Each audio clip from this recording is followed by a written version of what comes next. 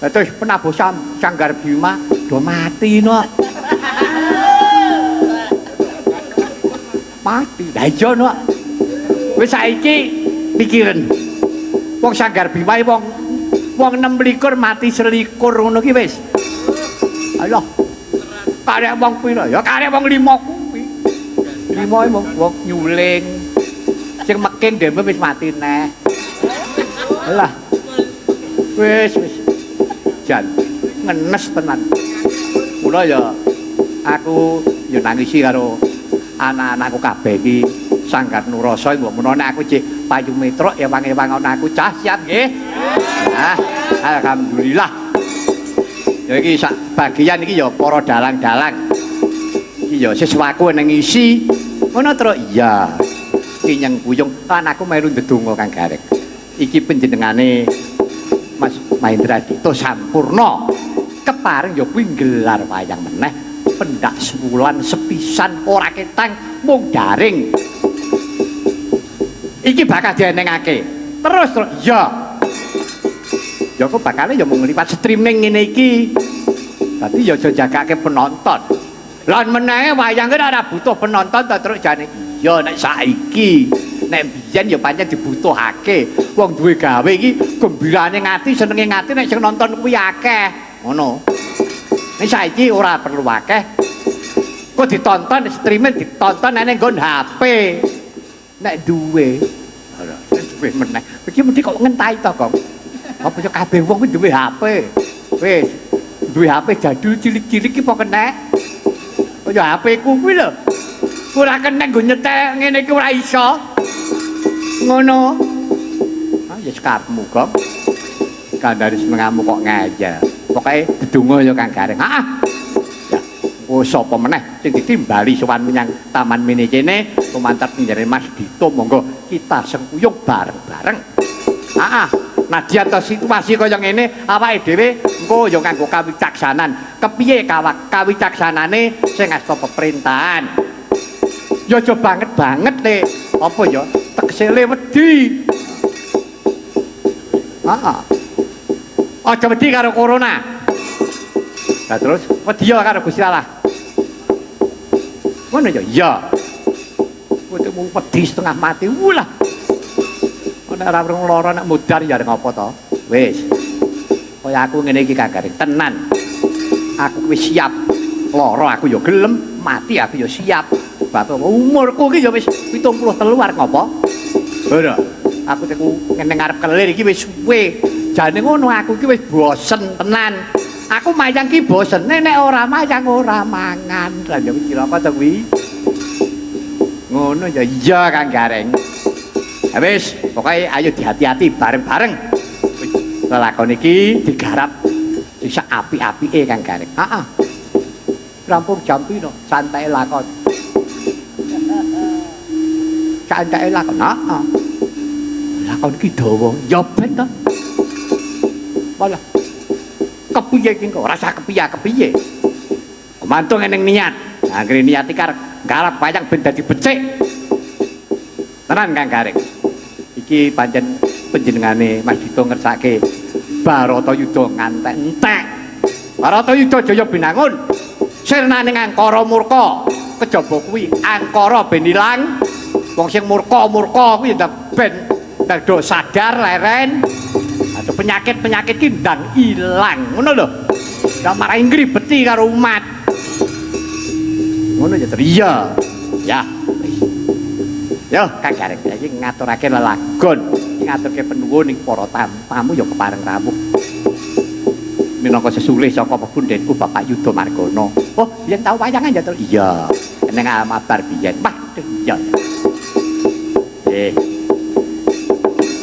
iki para tamu-tamu sing kepareng ngungon heeh terus iki bakal yo Agustus iki wis sasi sura lho nek oh ngono ya iya kebak ing pengati-ati ngono dawuhe para pinter dawuhe para nimpuna para sesepuh nek sasi sura dinane minggu kliwon eneng apa terus kuwi nek apik ya apik nek elek ya wis ayo disanggo bareng-bareng Muga-muga malam Minggu Kliwon dina Minggu Kliwon kuwi bener-bener sirnaning wewelak, sirnaning lelara. Jarine ngono, ning nyatane aku ya ora ngerti mung aku mung nampa dawuh. Oh, ngono ya. Agustus ya wis sasi Sura. Nek ra keliru tanggal 21 Agustus. Oh iya. Ya pokoknya aja neng apa-apa terus. Ya, puji ora neng apa-apa. Selamat. Serumun selamat. Kamas. Garap lalagon lagu dolanan. Menapa ingkang sampun dipun rencanakaken. Kembang jagung truk sing sik dhewe. Oh iya. Kembang jagung. Heeh. Slendro patete pelok. Cangkemmu. Ora iso ngarani iki wis salah ngarani. Slendro patete pelok. Yo, monggo. Kembang jagung, monggo, Pak. Yo, bareng-bareng yo. Engko diteruske napa? Sing pun napa? Sing pun dilatihke lan apa sing dados programe tindake bareng-bareng. Monggo.